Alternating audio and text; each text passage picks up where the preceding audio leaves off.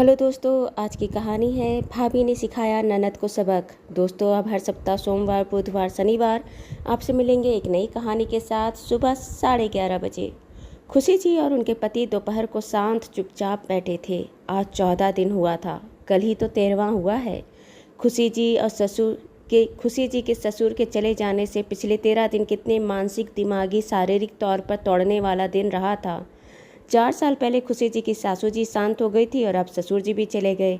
घर से बड़े बुजुर्ग का साया ही उठ गया। खुशी जी का अपने सास ससुर दोनों से ही बहुत अच्छे मधुर रिश्ता था, लेकिन ससुर जी से अत्यंत स्नेह था। खुशी जी ससुर जी के जाने से अंदर तक हिल गई थी। दोनों पति पत्नी बिल्कुल खामोश बैठे थे। तभी खुशी जी की ननद हेमा जी आई और उनके समीप बैठ गई। दोनों पति पत्नी को चुप देख थोड़ी देर चुप रही, फिर कही, अब हमारे माँ पापा तो रहे नहीं, अब मायके आना कहाँ हो पाएगा हमारा। माँ बाप से ही तो बेटियों का मायका रहता है। खुशी जी बोली, ऐसे क्यों बोलती हैं? आपका भाई नहीं है क्या? आपका मायका पहले भी था और आगे भी रहेगा। हेमा जी बोली, अब कहाँ ये सब बोलने की बातें हैं। इसलिए मैं कहती हूँ कि अब माँ पिताजी भी नहीं रहे। इस घर के 3 हिस्से करते हैं, 2 हिस्सा हम दोनों बहनों का और 1 हिस्सा भाई का। खुशी जी अपने पति का मुंह देखी। उनका पति टकटकी लगाए बस खुशी जी को देखे, लेकिन कुछ बोले नहीं। खुशी जी बोली, आपको यहाँ हिस्सा लेने की क्या ज़रूरत है? हेमा जी बोली, गजब बात करती हो तुम भाभी। आज तो कानून भी कहता है कि मायके में बेटियों का बराबर अधिकार है, तो क्यों ना लें हम। खुशी जी बोली, दीदी, बेटियां अगर तकलीफ में हो या ज़रूरत में हो तो मायके वाले को उसकी मदद करना या उसके अच्छे जीवन के लिए घर में हिस्सा देना सही भी है और ज़रूरत भी है। लेकिन आप लोग को हिस्सा की क्या ज़रूरत है? आप लोग खुद संपन्न हो, परिवार की जिम्मेदारी से मुक्त हो, फिर क्या ज़रूरत है? काफ़ी देर तक भाभी और ननद में बहस चला, लेकिन कोई परिणाम नहीं निकला। खुशी जी के पति जानने समझने के बाद भी एक शब्द अपनी बहन को नहीं बोले। बोलते भी क्यों, आखिर बहनें थी उनकी। बहन और माँ दूसरी कहाँ मिलती है। खुशी जी का मूड खराब हो गया। खुशी जी के परिवार में खुशी जी, उनके पति, उसके 2 बच्चे थे। खुशी जी जब शादी कर इस घर में आई थी तब ये घर काफ़ी हरा भरा था। सास ससुर और 2 बड़ी ननद। बड़ी ननद को 3 बच्चे थे, 1 बेटा और 2 बेटियाँ। छोटी ननद को 2 बच्चे थे, 1 बेटी और 1 बेटा। बड़ी ननद की तीनों बच्चे की शादी हो गई थी और वह सारी जिम्मेदारियों से मुक्त थी। उससे छोटी ननद की बेटी की शादी तय हो गई थी और बेटा ग्रेजुएशन के आखिरी साल में था। खुशी जी के पति को अपनी बहनों से बहुत प्यार था। आज भी उन्हें अपनी बहन से नाराज़गी या गुस्सा नहीं था। खुशी जी को भी तकलीफ किसी बात की नहीं थी। वह बस इतना कह रही थी कि कोई बड़ा फैक्ट्री नहीं चल रही है आपकी, या 2-4 बंगले नहीं है हमारे जो खुशी खुशी बहनों को दे दिया जाए। उससे भी बड़ी बात कि ननद की परिस्थिति भी अच्छी थी, कोई उन्हें तकलीफ नहीं था। बड़ी ननद तीनों बच्चों की शादी कर सारी जिम्मेदारी से मुक्त थी।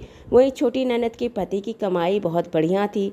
बच्चे बड़े हो गए थे, बेटे की शादी तय हो गई थी और बेटी की शादी भी वो धूमधाम से कर सकते थे।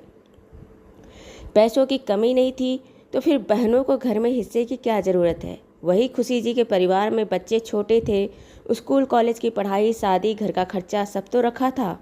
घर परिवार में कमाने वाला सिर्फ खुशी जी के पति थे। खुशी जी तार्किक बातें कर रही थी। वो दोनों ननद से कहीं कि आपको 4 बेडरूम वाले घर में हिस्सा कितना मिलेगा? एक एक कमरा? आप अपना बड़ा घर छोड़कर यहाँ आकर एक कमरा में रहोगे क्या? तब बड़ी ननद हेमा जी कही कि हम अपने हिस्से में मिले एक कमरे में भले ताला लगा कर रखें या जो भी करें, वो हमारा मन, आखिर वह हमारा हिस्सा है। या तो आप हमें इस घर में हमारा अधिकार का हिस्सा दें या फिर हिस्से के बदले पैसा। बात खत्म। खुशी जी बखूबी समझ गई कि दोनों ननद क्या चाहती है। दोनों ननद को अपने भाई का भी शर्म नहीं था। जब खुशी जी अपनी दोनों ननद को समझा समझा कर हार गई तो उन्होंने कुछ सोचा। वह अपने दोनों ननद को अपने पति के सामने बैठा कर बोली, आप दोनों ननद बात तो सही कहती हैं। आपका आपके मायके में अधिकार है, या तो अधिकार में हिस्सा ले या पैसा ले। छोटी ननद ने कुटिल मुस्कान चेहरे पर लाते हुए अपनी बड़ी बहन को देखी, जैसे कह रही हो हमारी बात बन गई। खुशी जी बोली, मैं चाहती हूँ कि हिस्सा बंटवारा जो भी हो सब लोगों के बीच हो और सब चीज़ लिखित हो। बड़ी ननद हेमा जी कही, हाँ हाँ, सब कुछ लिखित में हो तो अच्छा रहेगा, लेकिन सब लोगों के बीच मतलब किस किस को बुलाना चाहती हैं आप? हम परिवार के लोग ही साथ रहकर हिस्सा बंटवारा करें, वह काफ़ी है। बाहर वालों की क्या ज़रूरत है? खुशी जी बोली, बाहर वालों की बात कहाँ कर रही हूँ। मैं बस चाहती हूँ कि आप, आपके पति, आपकी दोनों बेटियाँ और उनके पति और उनकी ननद, आपका बेटा, छोटी ननद का बेटा और बेटी के होने वाले पति और उसकी ननद, ये सब भी साथ में रहे। हेमा जी बोली, इनका साथ होने की क्या ज़रूरत? उनका यहाँ क्या काम।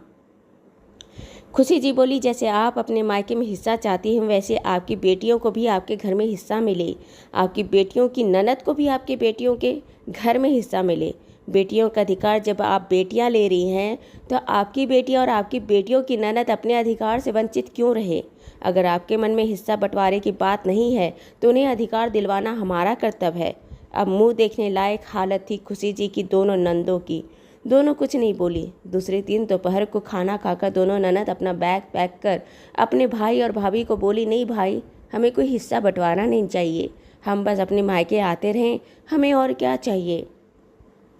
अपने भाई भाभी से विदा लेकर दोनों नंदे अपने घर चली गई। इस बार वह सिर्फ अपना मायका अपने भाई के घर से नहीं गई थी, अपनी भाभी के दिल से भी चली गई थी। दोस्तों, ये कहानी आपको अच्छी लगी हो तो इसे लाइक करें, शेयर करें, सब्सक्राइब करें। अब मिलते हैं एक नई कहानी के साथ एक छोटे से ब्रेक के बाद। धन्यवाद।